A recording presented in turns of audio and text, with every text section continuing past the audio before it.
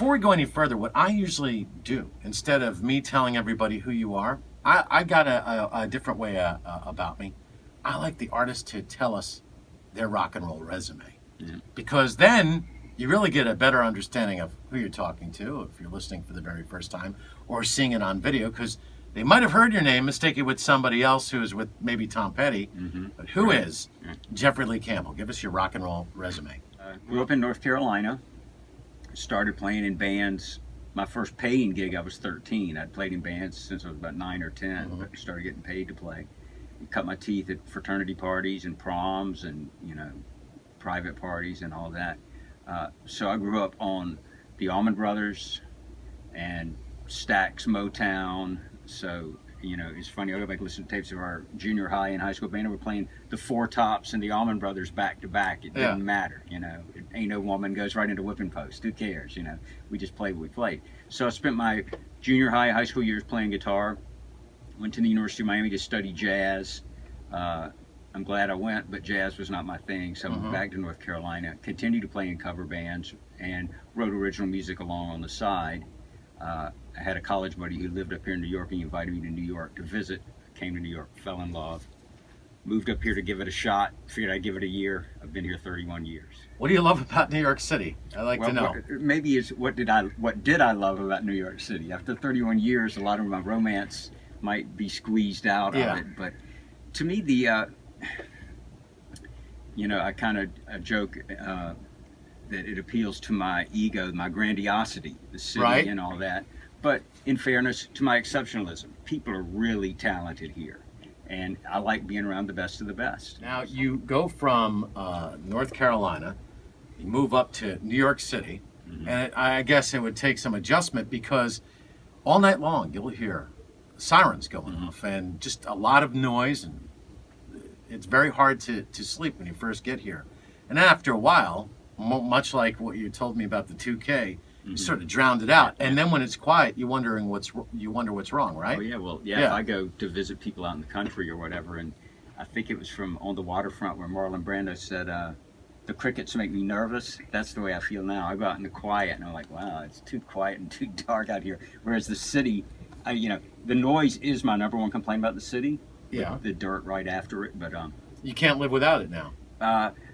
My theory's always been by the time you're sick of New York, you're addicted to it. Right. So leave at your own peril. So now you're in Hell's Kitchen, you're on Broadway. You make this transition from, I guess, playing in these various bar bands down south to come up to New York City. You make it on the Great White Way, which is really a very difficult thing to do. Not only do you make it on Broadway, but you're on a couple of long-running shows. What is the secret of being successful on Broadway? Because anybody listening or seeing this right now that's aspiring to be a Broadway star or just make a living on Broadway really wants to know the answer to that question. Well, ironically, when I first moved here, my first job was selling candy in Broadway theaters because I couldn't find any work as a musician. It was so hard. So I was a guy standing in the back selling you overpriced drinks and candy, and did that. And ended up, you know, finding good work. But now I'm back on Broadway, and it's really tough. And it's funny because Broadway didn't used to be that coveted of a gig when there was a lot of recording work here and jingle work. That was the jobs people wanted. Broadway was kind of where guys got to go away and grow old gracefully. Now the guys come straight out of Juilliard, straight out of Berkeley. Guys, somebody 25 years old playing Broadway shows. Well, and some of the actors, I think the biggest misconception about a Broadway stage actor is that they make a lot of money. And I saw what the union rates are. It's not as much as everybody thinks. Well, and it's 8 shows a week. Right. You know. And sometimes 2 shows a day. Yeah, or the Rockettes during Christmas. Yeah. They might do 5 shows a day. And have you ever seen the Rockettes? Yeah, sure. Unbelievable. I don't know about you, but I think it'd take 1 show before I get too many blisters on my foot and I'm out of here. I'm currently in a show called School of Rock, and one of the guitar players there also does the Radio City Orchestra. Okay. So in the holiday season, he will do a 10 a.m. at Radio City, run to the Winter Garden, do a 2 p.m., run back to Radio City for 5 p.m., come back to the Winter Garden for 8 p.m. Sometimes it's 4 or 5 shows in a day. Yeah. People have no idea. Yeah. And then they see you enjoying your life. Oh, it must be easy being a musician on Broadway, being a Broadway actor. You did touring with Sting. Well, it was great for me. And again, through some crazy circumstances. I literally went from selling candy on Broadway to playing in Sting's band. I had gone to Europe.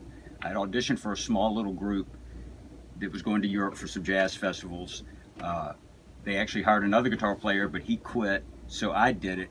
And we were playing at a small little dive in Italy, and Sting was there doing a big concert and came to our show. Unbelievable. So I came back to New York, started selling candy again. One day my phone rings, and it's like, Sting wants you to audition for his band. So I was juggling my candy job and auditioning for Sting's band, and they were threatening to fire me from my candy job because Sting kept saying, come back tomorrow, come back tomorrow, come back tomorrow.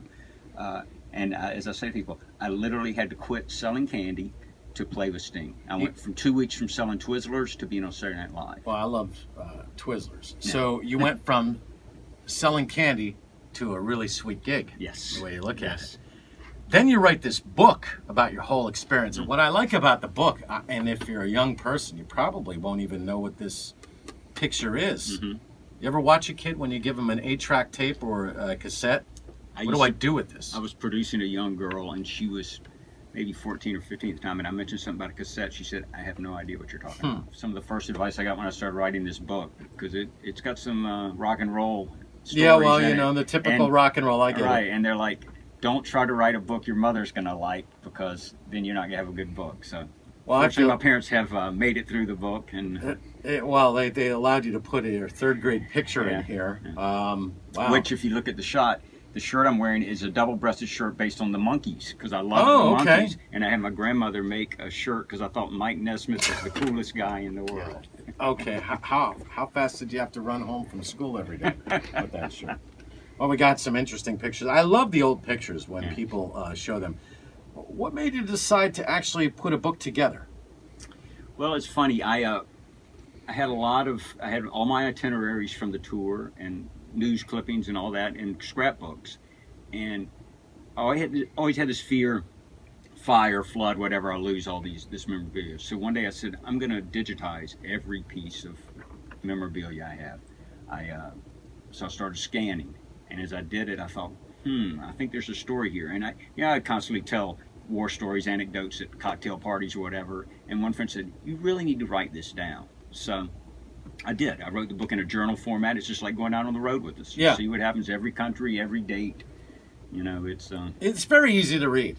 Well, I tried to write a fast, breezy read. It's like I've tried to write a book that I would like to read. It's not a music geek book. You don't have to understand music at all. It's really about a little kid having a dream, moving to New York City, hitting the jackpot, and then trying to navigate success with mixed results.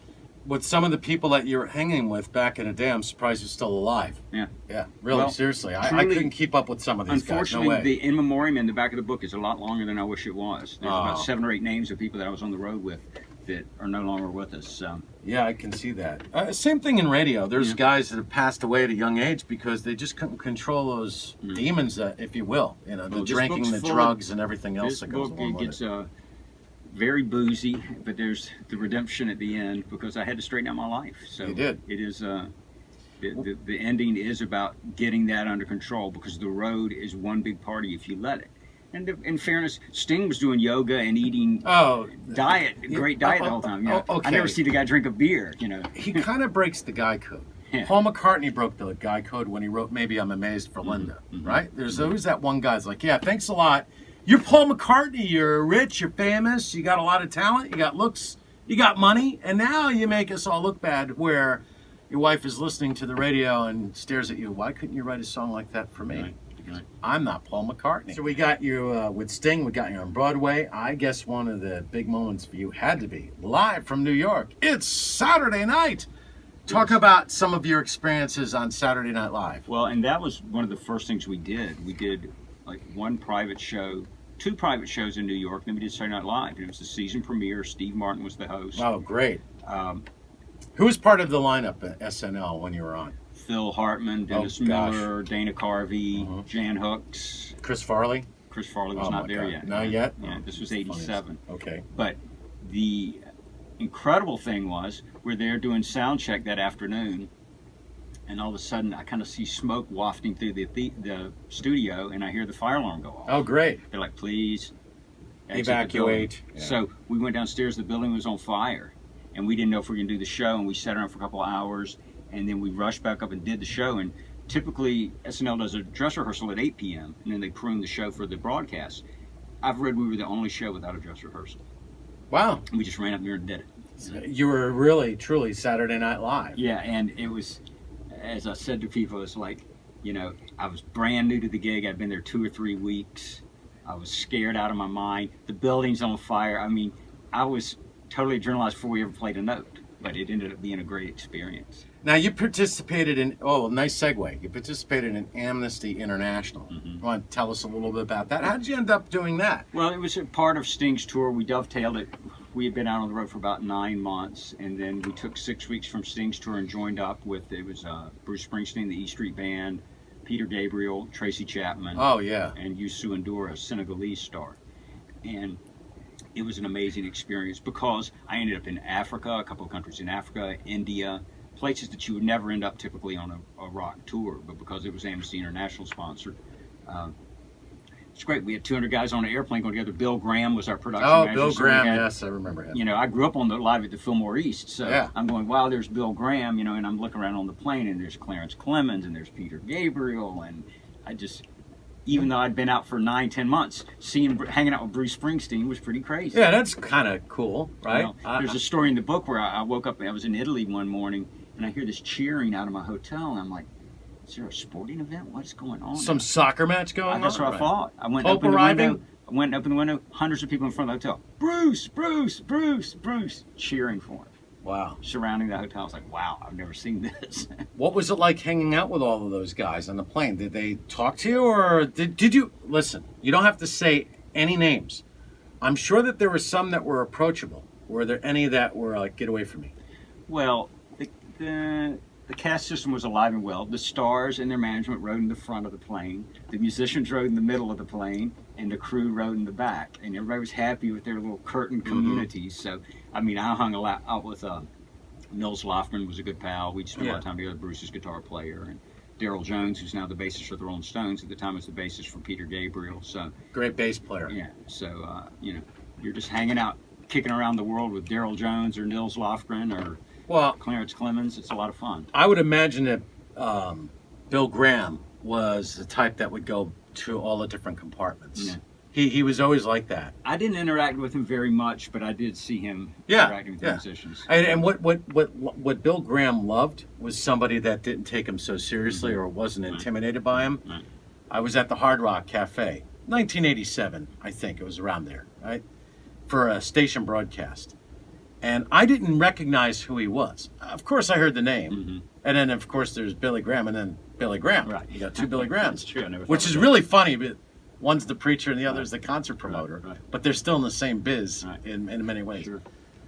And these guys wanted to reopen the Fillmore East. And I'm sitting at the same table. All I want to do, I'm in my 20s, go to St. John's University, I just want to have my cheeseburger.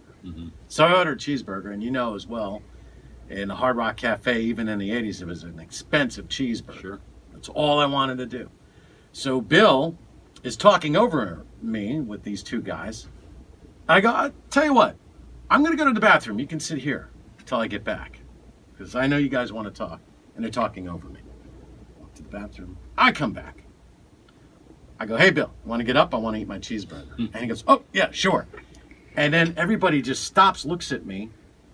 Do you realize what you just did? I'm like, what? I want to eat my cheeseburger. That's Bill Graham, the legendary concert promoter.